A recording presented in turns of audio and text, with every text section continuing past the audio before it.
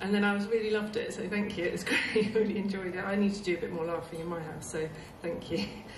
Thanks so much for... Sorry? Thanks so much for inviting me to talk to you today. I'm going to talk to you about my son, Alfie, and how cannabis saved his life. Oh, sorry.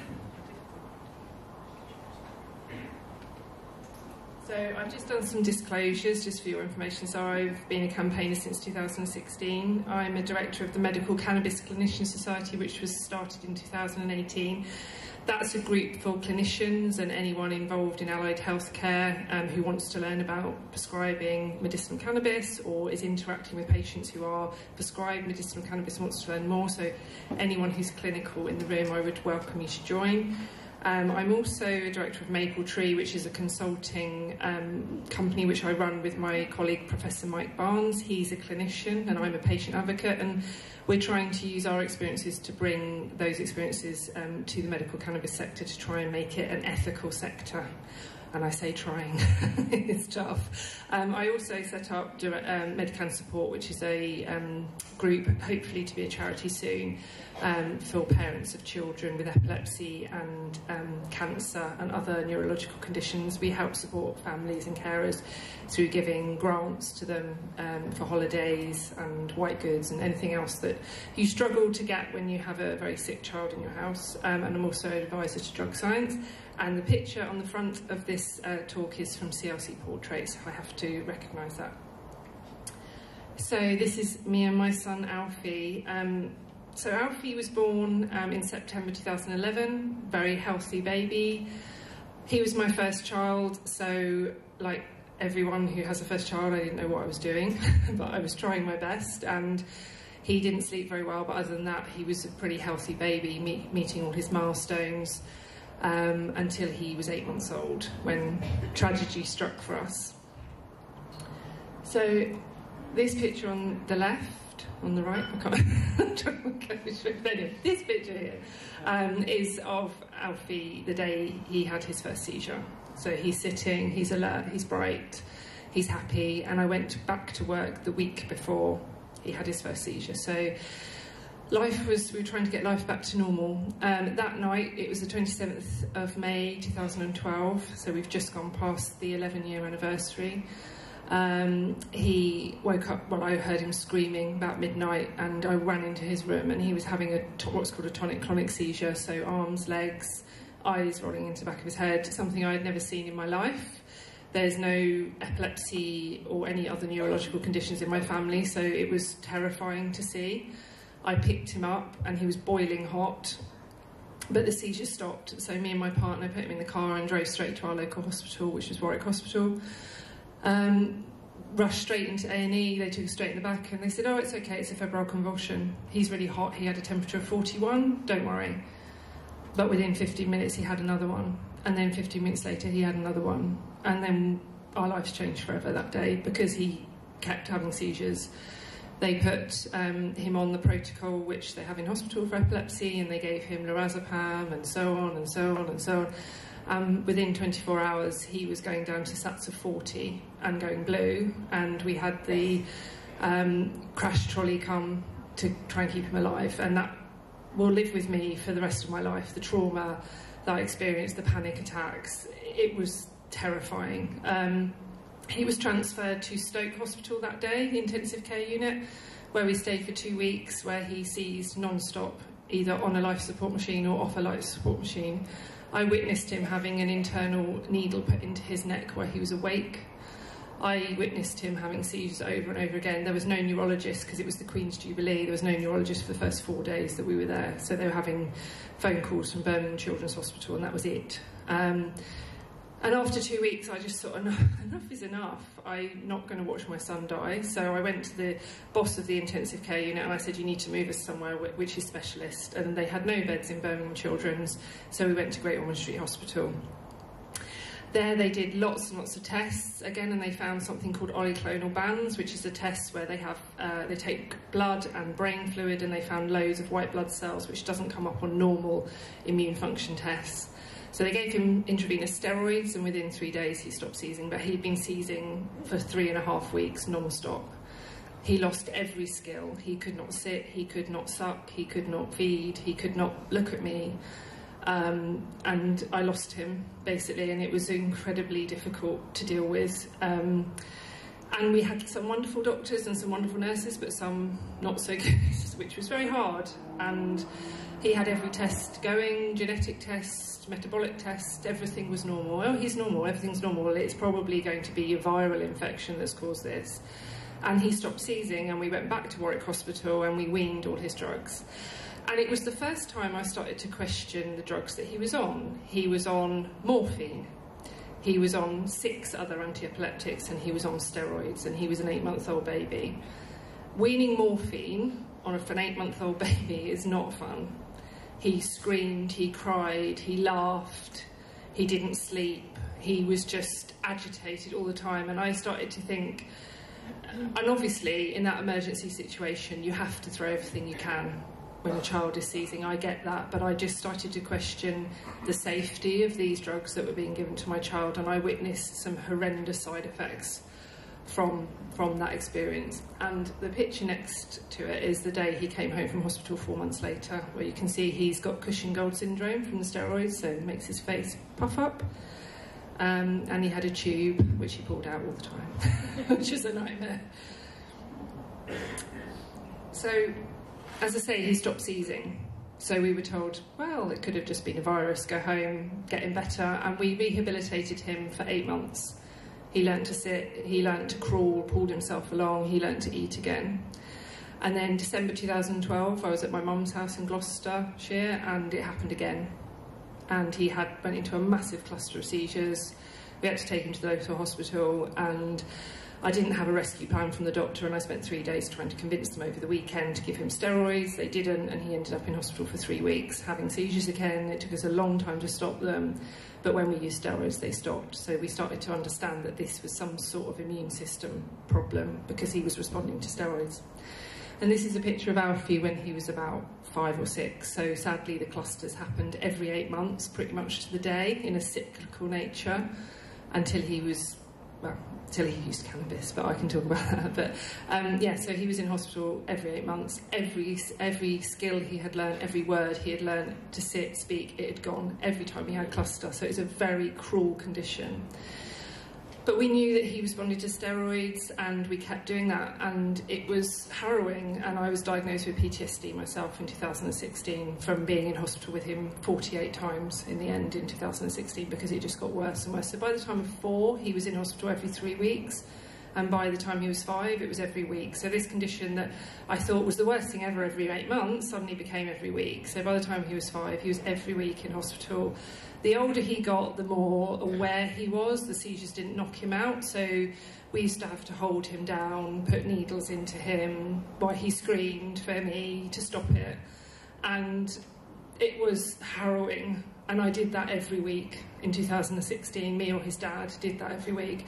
When he was 3, I had a daughter as well called Annie, because he wasn't as bad then, and I really wanted a positive experience, and I had a really positive experience with her, but I was very mindful that I was an absent mother, and my son had no quality of life. I remember once saying in an interview, you wouldn't keep a dog like that, and you wouldn't, he had no quality of life. Everything he learned, he lost every time he had a seizure.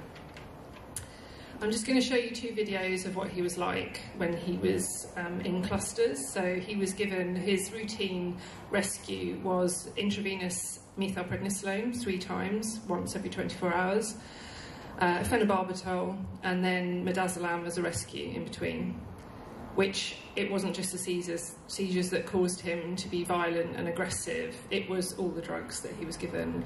And parenting a child that you love more than anything in the world, that hits you constantly and scratches you and punches you and kicks you, is really challenging. And this was our life, as I say, for 6 years. So this was him when he just got out of hospital, staring into space with his cannula still in, just in case they used to let us go home with a cannula because we couldn't control him in hospital. He'd just run riot. And this is his arm too.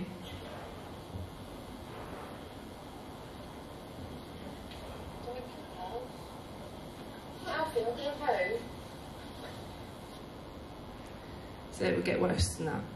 And parenting that every day, or going to hospital every day, is not fun. And this was just I'll talk a bit more about it, but I started vlogging about our life, about wanting to use cannabis with Alfie, and also about being a carer of a very seriously ill child, because I think it's really, really important that people understand how hard it is. And I did that, and this is one of the videos I did, which is quite short. Hi everyone, we're home from the hospital. You can see how exhausted I am. To say hello. Alfie can say hello. Hello! And you can see how drugged up he is. A little bit battered and bruised, as we all are. But we just going to try and get over it all in the next couple of days. Hitting me He'll stay repeatedly well for at least a few days. It takes a while for all the drugs to come out of his system and his brain to get over all the seizures he's had. So hopefully that'll happen soon, and we'll have our little boy back and he'll be able to go back to school in 3 or 4 days. But now we're just going to have a few sofa days, try and get over it. Want to watch Mr. Tumble? Yeah. Okay, we'll watch Mr. Tumble then. Thank you for your support and everyone's kindness, it really helps. Let's hope. Gently. This is what happens with all the drugs. It's a bit aggressive. Let's hope that we'll get some help, proper help soon. We'll see. Thank you everyone. Bye. Bye. Bye-bye. Yeah, we waited for that help for quite a long time. It didn't come, so I decided to try and help my son myself. We didn't have a social worker for 6 years, and I'm not berating public services because they are under so much pressure, but we had 6 years of trying to get help, and we were assessed as not needing consistent support, so we never had any help, apart from my mum and my sister-in-law and my mother-in-law. And without those 3 people, I don't think me and my partner wouldn't be together, but I don't know if I'd be here either. So I'm really grateful to them. And so many families like mine survive on family care and family support, which I believe is totally wrong. When Alfie was 5, he was diagnosed with a condition called PCDH19, which usually only affects girls, so it's a genetic condition which I don't have, and nor did his father, so it was called a spontaneous reproduction, which basically means it was caused by an environmental thing. Who knows what? I don't know. It's very difficult, and it's very under-researched. So there's about 20 to 30,000 girls with this condition and 9 boys in the world, and Alfie's one of 9 boys. It presents with clusters of seizures, cyclical clusters of seizures, which is what Alfie had, mild to severe learning delay and behaviour problems. I was told by Alfie's doctor on Christmas Eve that he had this condition, and I was waiting to hear what the cure was. There's no cure, there's no treatment, there's no funding. It doesn't affect enough people. There's a support group, but let's just firefight and hope that he survives. No, that's not good enough. I'm not going to wait and hope that my son doesn't die. And I also knew if I did bury him, that I needed to know as his mum that I did everything in my power to give him the quality of life that he deserves. That children, children with epilepsy deserve quality of life as much as any of us. And I wanted to fight for him. So in January 2017, I set up Alfie's Hope, which is my Facebook page. I set up a Just Giving page because I was a full-time carer earning, at the time, £64 a week. I think doing one of the most important jobs we can in the country. And my partner, is a landscape gardener. We didn't have any money, so he was working all the days to try and just pay our mortgage. So we set up a Just Giving page, and we're very grateful to everyone who donated to that to get us to go abroad, and that was the point. I also set up a Change.org petition, asking the government to allow us to use medical cannabis on the NHS. I didn't want to break the law. I didn't want to put myself in a position where I lost my child because I'd broken the law. I didn't know what I was doing. I didn't know how to grow cannabis. I didn't know what to give him, so I wanted to do it in all the right way. And I also felt that if I didn't do it in the right way, that the authorities would have the right to tell me that I was wrong. And I wanted to try and work with people to make them understand why this is an important drug for children with epilepsy. And the reason that I knew that is because I'd done loads of research. I talked to families all over the world, some with children with PCDH19, some with just severe epilepsy, where seizures had either stopped, reduced, the quality of life had improved, And I started to think, well, this is an anecdote. There's thousands of people in these Facebook groups who are all using cannabis for epilepsy, and it's working. And some of them have support, and some of them don't, and some of them do it illegally, and some of them don't. And I just realised this was something I wanted to do. And also, there is a doctor called Dr. William O'Shaughnessy who did document using cannabis for epilepsy in India in 1873, I think it was. People know that this works for epilepsy a long time ago, so that just made me feel really excited. I spoke to my doctor at Birmingham Children's Hospital about it at the time and said to him, what about cannabis? Which I was quite brave to do. And he said, well, there's a drug called Epidiolex, which is a CBD-only drug made by Just Pharmaceuticals, which there was a trial for, and we couldn't get on that. So hence, we're going abroad. And we went to Holland, which is a lovely place, but very tough. It's very, very tough taking a family who've got a severely ill child who's in hospital every week and moving them to Holland, where we had no family, no friends, we didn't know anyone, we didn't know what to do, but it was either staying static and staying at home and firefighting, which I couldn't do anymore, or going to live in Holland and move forward. Just have to keep moving forward, and that's what we did. And we went on a boat, and it took 8 hours, and it was really stressful, but we got there, and we went to live in a hotel for a couple of days, and then we lived in a holiday park over the winter of 2017, and we stayed there for nearly 6 months. So this is what Alfie was prescribed. It's called Bedrolite. It's a high CBD, low THC tincture, basically. It's a botanical tincture. It's made in a pharmacy, so it is a medicine. But it's a very raw form of the medicine. It's not tinkered with at all. It's just extracted from whole plant flower and made into an oil, and it smells of cannabis. It's not very nice. It's very basily. It's not very nice. And we were prescribed with a doctor called Dr. Peters in The Hague, in Holland, who was lovely. My friend actually in Kenilworth found her, who's Dutch, and she phoned around all the hospitals and found her, so I'm very, very grateful to her.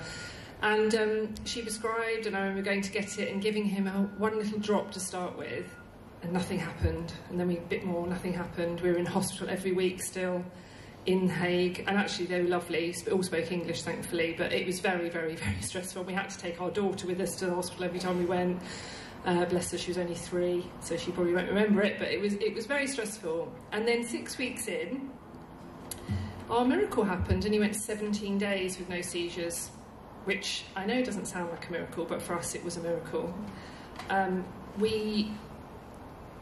We just wanted to give him quality of life, and we started to see him notice his sister and play and want to read books and want to engage with us and want to play football and do all the things that little boys of his age at 6 years old should want to do. There's my partner there where they swapped jackets. I thought that was very funny. But yeah, he just, as you can see from his face, he looks brighter and happier, and we started to see that. And that was after 6 weeks. We carried on giving him the oil, and we got to about 200 milligrams of CBD, which is about 6 milligrams of THC, which people go, oh, actually, I never saw him high. If you give CBD with THC, if it's a good amount of CBD, CBD is antipsychotic, you don't get any high, you just get the benefits of the THC, which works really well because it links, and I'm not a doctor so I won't go too far into it, but it links to the CB1 receptors in your brain, which is why it helps stop seizures. And we just saw this great change in him. But after 6 months we needed to come home.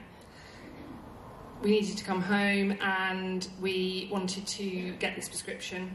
And I've got 5 minutes, so I'm going to really rush, sorry, I could talk for hours on this.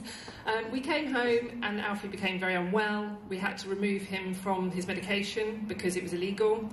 And there he is back in hospital. I put him on just CBD, which kept the wolf from the door, but every 10 days he was in hospital. I then met a wonderful guy called Peter Carroll, who was a lobbyist, and when we got home I was like, I need to go on the telly, I need to, you know, get parliamentarians to back us, but I didn't know how to do that. So political lobbyist Peter Carroll said he'd help me, and this was me taking my petition to number 10 Downing Street with my Alfie's Hope band of helpers, and that day we were invited into Parliament. It was at the end of March the 17th, I think, 2018. We were invited into Parliament. I had tea with Theresa May, which is an experience and a half, and she invited us to apply for a Schedule 1 licence, which has never been done. It's only ever pharmaceutical companies that do that because it's illegal. But we'd had such a good media campaign. I'd been on BBC Breakfast and other radio shows, etc., and that had really put pressure on the government, which was great. And she said, yeah, apply for your licence. And we did, and it was not easy. The Home Office treated us like a pharmaceutical company, and my doctors, they wanted to go and visit them at home and all this stuff. It was all very over the top, but they didn't know how to think outside the box because it had never been done before. I had a meeting then with my MP in the Home Office in June 2018 because things had been slowing down. I was asked not to seek media attention, which I didn't. I respected the process. I wanted to work with government. And they said, OK, we'll tell you on Monday if it's a goer or not. And then they phoned me and said, oh, we're sorry, we're not going to be able to do this because of more bureaucracy. And I said, OK, I'm done. And I went on Radio 4 on the 19th of June 2018 with John Humphreys, and I said, I've met Theresa May. This isn't political. This is about my child, and I need help. And 3 hours later, we got that licence. And Alfie has had a funded prescription for 5 years now, ever since. And that's him with his sister, happy, enjoying his life. And these are just some quick videos of what happened when he got home. He learned to ride a bike. He'd never been able to ride a bike. He sat on a bike and pedalled backwards. And then he learned to ride a bike because his seizures stopped and his brain started working. Well done, you. And this was him on holiday in Plymouth last summer, enjoying his bit of dancing.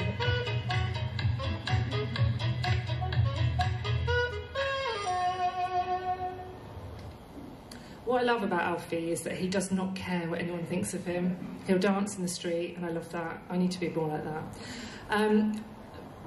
Very quickly, there's no NHS access. There's no private access for children at all either, because it's been shut down by medical professionals, which I think is very sad. So even when doctors do want to prescribe privately, they're not even allowed to do that. The NHS, there's no access due to NICE looking at this as a pharmaceutical medicine. It's not a pharmaceutical medicine, it's a botanical extract, and it needs to be assessed under a real-world evidence basis, and it's not being done. We do need more evidence, we do need to understand it, but citations on PubMed of cannabis, 55,000 citations of observational and real-world evidence, 10,000 for statins. Statins are prescribed like Smarties. I think that we just need to think about why we're told there's not enough data. There is data. We know it's safe. But yet children with refractory epilepsy are being left to die in this country because there's no access privately or on the NHS. Doctors are saying, go home, make them comfortable. Unacceptable, when there could be something that could work that's unlicensed. And what we have to remember is children are given unlicensed drugs in our NHS every single day of the week with no hesitation because they are pharmaceutically produced products. We're talking about botanical extracts. Oh no, we can't do that. And so this is not about data, I don't think. This is about money, and this is about politics, and that should not ever be about health. Health should be about, especially children with refractory epilepsy, which could kill them. It should be about what we can do best for them, for their families, and for them to keep them alive and well. And my son has gone back to school now, so I am now able to work. This is a social and economic issue as well. The medical cannabis industry could be worth over £2 billion to this country. It could create jobs, it could create income for the economy, it could get children back into school, it could get mums like me back into work. And that's really important. Then think of all the people with pain and psychiatry conditions and all the other people that could be helped, millions of people that could be helped. So I'm still lobbying and campaigning because I think that is what should happen. And then we need a harm reduction approach, because actually I'm being contacted every day of the week by people who are buying illegal cannabis to give to their children with epilepsy. That is unacceptable as well, because you're putting people into a position of where they're acting illegally, they don't know what they're giving their children. If you give too much THC, it actually causes epilepsy to be worse. And then I love this picture, because we need to open our minds to this, learn, help people, help patients. And this is me, this is how you can get hold of me if you need to. And then if you would like to help, because people will say, how can I help? I have a petition that's still going that has over 700,000 signatures on. I'd like to get to 1 million, and I want to take Alfie to have tea with the Prime Minister again. So if we get to 1 million, we might get the media attention for that to happen. So please sign it, please share it with your colleagues. Yeah, and thank you very much for listening.